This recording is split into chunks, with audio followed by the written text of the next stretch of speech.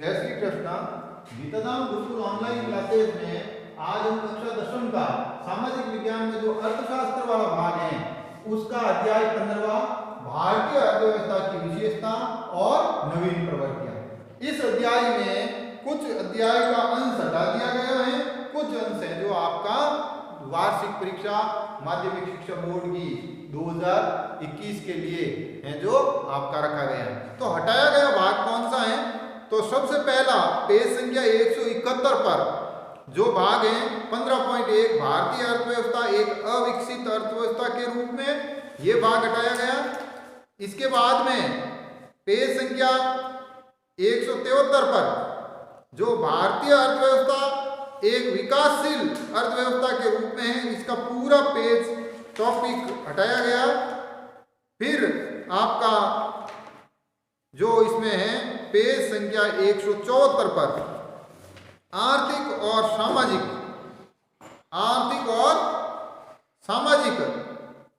आधार संरचना में सुधार, ये टॉपिक आपका जो है वो रखा गया है। बाकी इस पाठ का पूरा भाग हटा दिया, पहले वाला शुरुआती भाग इसका हटा दिया गया है। ये अपन को है जो कोर्स में पढ़ना है। तो आधारभूत संरचना क्या होती है? आधारभूत संरचना का अर्थ होता है उद्योग या विकास के लिए मुख्य आवश्यकताएं क्या क्या हैं। आधारभूत संरचना में आपका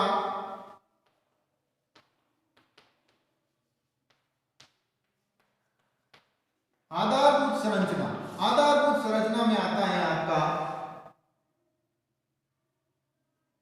स्वास्थ्य,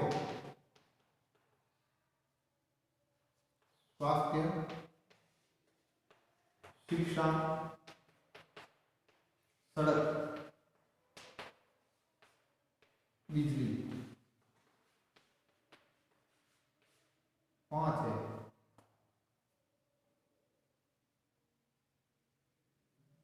मूलभूत आवश्यकताओं में मूलभूत जो आवश्यकताएं हैं या संरचना है उसमें आपके 3 हैं, रोटी, कपड़ा, मकान,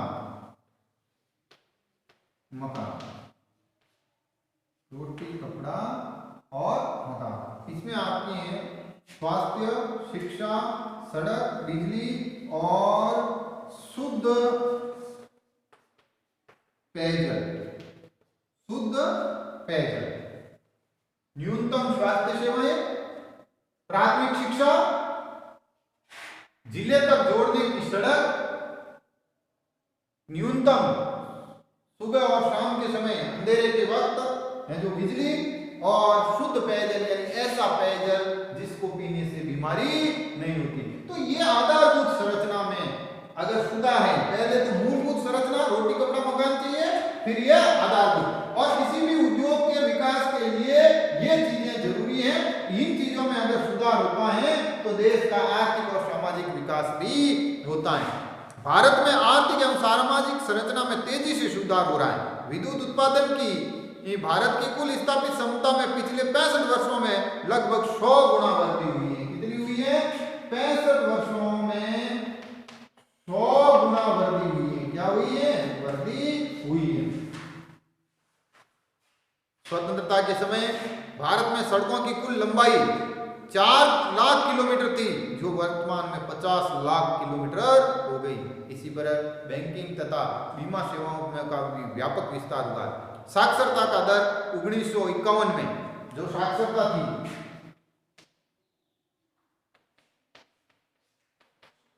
1951 में जो 18.3% थी, वो 2011 की जनगणना में साक्षरता का जो प्रतिमान है वो हमारा बढ़कर है जो 74.4% हो गया है। ये साक्षरता का प्रतिशत हो गया है। इसी प्रकार जन्म के समय जीवन प्रत्याशा 51 में जो 32.1 वर्ष थी वो 14 में 68 हो गई। और जो जीवन प्रत्याशा जो 1951 में 32.1 थी, एक वर्ष की अर्थात औसत आय ये थी वो है जो 2014 में बढ़कर है जो हमारी जीवन प्रत्याशा 68 वर्ष हो गई। क्या हो गई? 68। जो औसत उम्र से भी ज्यादा 60 वर्ष की औसत उम्र रखी है, इससे भी ज्यादा हो गई। आर्थिक एवं सामाजिक संरचना में ये सुधार विकास के आधारभूत स्तंभ है और ये हमारे विकास को दर्शाते हैं कि इस तरह से हमारे देश में क्या विकास हुआ है। शिक्षा एवं स्वास्थ्य सेवाओं के विस्तार के आधार पर हम कह सकते हैं कि भारतीय अर्थव्यवस्था विकास कर रही है। जो हमें चिकित्सीय सेवाएं मिल रही हैं, जो हमारे इलाज का प्रतिमान बदल गया है, उसी की तरह हमारा जो शिक्षा का आधारभूत ढांचा बदल गया। प्राथमिक शिक्षा जो एक्ट लागू हुआ 2010 में और उसके साथ और भी कई तौर तरीके से लागू हुए, उससे है जो हमारा कई चीजें सुधर गई हैं। तो इससे हमें पता चलता है कि हमारा विकास और भी अन्य कारण है। यहाँ विदेशी व्यापार की संरचना में सकारात्मक परिवर्तन हो रहा है। भारत की जनसंख्या वृद्धि की दर भी पर्याप्त कमी हुई है। जो 61 से 71 के दशक में जो जनसंख्या वृद्धि 24.80% थी वो कम होकर 17, यानी जो 1900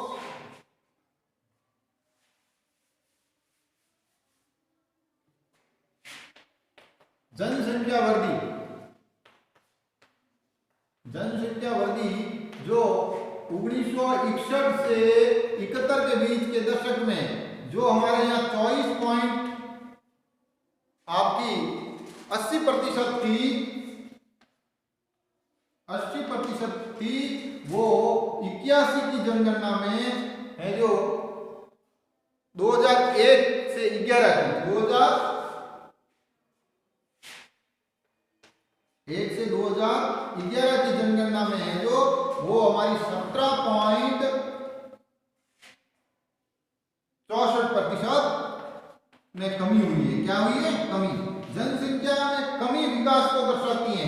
दूसरी सारी चीजें वृद्धि को है जो विकास दर्शाता है।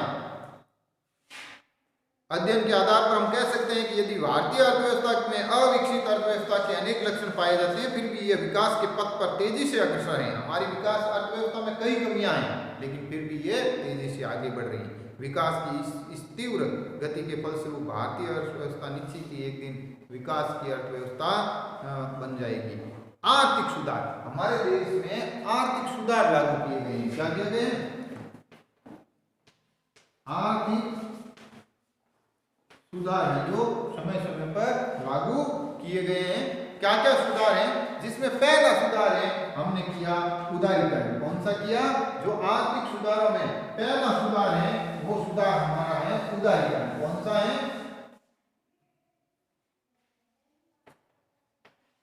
आर्थिक सुधार में जो पहला सुधार है उदारीकरण। उदारीकरण का अर्थ है बाजार व्यवस्था को प्रतियोगी बना देना, खुला बना देना। स्वतंत्रता के बाद भारत में मिश्रित अर्थव्यवस्था के ढांचे को नियोजित विकास की नीति अपनाई गई। हमने पहले पढ़ा था, हमने नियोजन 51 में शुरू किया था। पंचवर्षीय योजनाओं के माध्यम से सार्वजनिक क्षेत्र को प्रभावशाली स्थान देकर इस विकास का मुख्य चालक बनाया गया, निजी क्षेत्रों को नियंत्रणों के अधीन रखा गया। जब हमने पंचवर्षीय योजनाएं लागू की, हमारा जो नियोजन हमने अपनाया था, उसमें सार्वजनिक उपकर यानी सरकारी क्षेत्रों को तो हमने बढ़ावा दिया और छूटें दी, लेकिन हमारा जो निजी सेक्टर था उस निजी सेक्टर को हमने कई बंदिशों में रखा।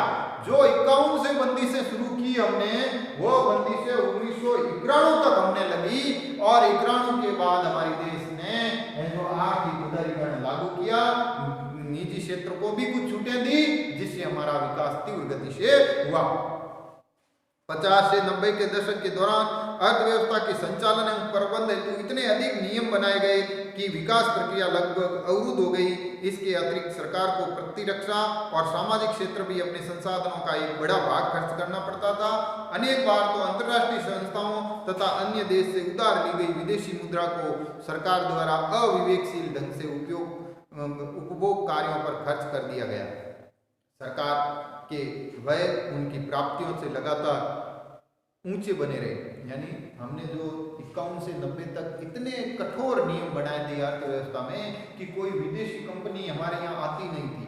जो पैसा हमारे देश में प्राप्त था या बजट था, उस बजट का एक बड़ा हिस्सा हम रक्षा पर खर्च करते थे और दूसरा हिस्सा हम सार्वजनिक विकास पर खर्च करते थे।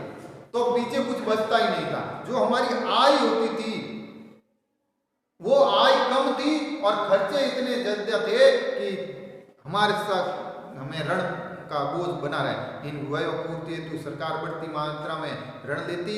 इन खर्चों को नियंत्रण करने हेतु कोई सार्थक प्रयास नहीं किया गया।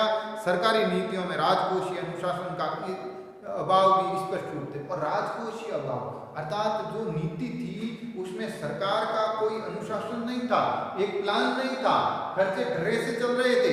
इसलिए राजकोषीय अनुशासन का तात्पर्य सरकार की उन नीतियों तथा प्रयासों से है जो सरकारी घाटे तथा ऋण के भार को कम करने हेतु अपनाया जाता है। राजकोषीय अनुशासनहीनता के साथ साथ भारतीय अर्थव्यवस्था बढ़ते व्यापार घाटे की भी शिकार थी।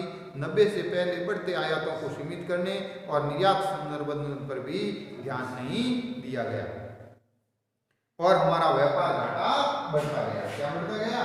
व्यापार घाटा बढ़ता गया और इस व्यापार घाटे के बढ़ने से कई कार्य हमारे रुक गए थे। तो पहला जो व्यापार, एक देश के आयातों पर उस देश के निर्यातों का अत्यधिक उसका आर्थिक माप है। यानी जितना हम आयात करते हैं, क्या है? आयात और निर्यात। अगर हम आयात अधिक करें और निर्यात कम करें तो घाटा बढ़ेगा। क्या होगा? घाटा बढ़ेगा। और अगर हम आयात कम करें और निर्यात अधिक करें तो संतुलन रहेगा। क्या रहेगा? संतुलन रहेगा।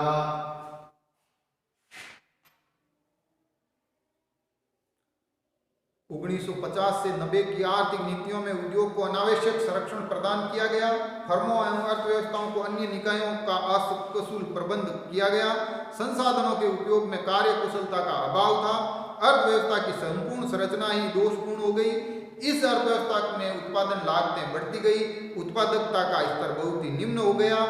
उत्पादन की धीमी वृद्धि, अत्यधिक सार्वजनिक व्यय तथा अन्य कारणों ने महंगाई, मुद्रास्फीति की समस्या उत्पन्न कर दी।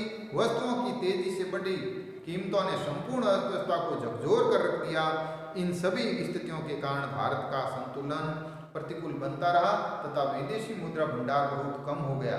90 के दशक में के प्रारंभ में भारत के पास बिल्कुल या मुश्किल से लगभग 2 सप्ताह के आयात के लिए विदेशी भंडार, और एक स्थिति ऐसी आई 1990-91 के वित्तीय वर्ष में कि हमारे पास सिर्फ 2 सप्ताहों का कामकाज चलाना था। फिर हमने भुगतान संतुलन भी करना था। भुगतान संतुलन, एक देश का शेष विश्व के साथ एक वर्ष के में समस्त लेन देन का संक्षिप्त विवरण भुगतान संतुलन कहलाता है। हमारे देश ने जो दुनिया के देशों के साथ लेन देन की उसका एक आर्थिक आयात और निर्यात का प्लस माइनस में जो डाटा है वो भुगतान संतुलन कहलाता है। राजकोषीय असंतुलन, अर्थव्यवस्था की दोषपूर्ण संरचना तथा भुगतान संतुलन के संकट की स्थितियों को सुधारने के लिए भारत सरकार ने नई आर्थिक नीति जुलाई 1991 में आर्थिक सुधार लागू किए। भुगतान संतुलन बनाए रखने के लिए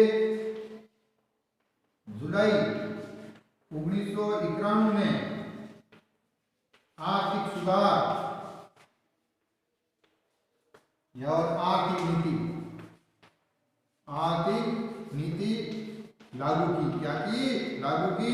प्राइम मिनिस्टर था पीवी नरसिम्हा राव और वित्त मंत्री थे डॉक्टर मनमोहन सिंह, जो देश के बाद में प्रधानमंत्री बने। यद्यपि आर्थिक सुधारों की प्रक्रिया 1980 के दशक से प्रारंभ हो गई, लेकिन तब इन सब सुधारों को पूर्ण इच्छा शक्ति के रूप में लागू नहीं किया गया।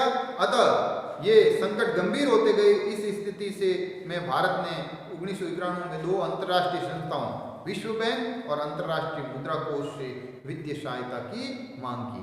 और इस सुधार को लागू करने के लिए हमने 2 चीजों से, एक तो विश्व बैंक से, विश्व बैंक, और एक है अंतर्राष्ट्रीय मुद्रा कोष, इससे हमने लोन लिए थे। क्या लिए थे? उधार लिए थे। इन संस्थाओं ने भारत को सशस्त्र ऋण देने प्रदान किया। भारत ने इन शर्तों का पालन करते हुए 91 में आर्थिक नीति की घोषणा की तथा आर्थिक सुधार लागू किए। अब विश्व बैंक क्या है? 1944 में ब्रेटन वुडन सम्मेलन में समझौते के द्वारा अंतर्राष्ट्रीय पुनर्निर्माण और विकास बैंक की स्थापना की गई। इसे सामान्यतः विश्व बैंक के नाम से जाना जाता है। यानी विश्व बैंक का पूरा नाम है दुनिया का विकास करने वाला बैंक। अंतर्राष्ट्रीय पुनर्निर्माण और विकास बैंक को ही विश्व बैंक कहते हैं। आर्थिक सुधारों के अंतर्गत आर्थिक स्थिरीकरण, संरचनात्मक सुधार हेतु लागू किए गए। आर्थिक स्थिरीकरण के उपाय अल्पकालीन प्रकृति के थे। इनके अंतर्गत भुगतान संतुलन के संकट तथा मुद्रास्फीति की समस्या को नियंत्रण करने के उपाय थे और संरचनात्मक सुधार दीर्घकालीन थे, जिनका उद्देश्य अर्थव्यवस्था की संरचना में सुधार और अर्थव्यवस्था की कुशलता में वृद्धि करना था। इन सुधारों के अंतर्गत सरकार ने अपनी नीतियों को पुनः परिभाषित किया तथा नई नीतियां प्रारंभ की। आर्थिक सुधारों को हम उदारीकरण, निजीकरण और वैश्वीकरण की प्रक्रिया के द्वारा जो लागू किया।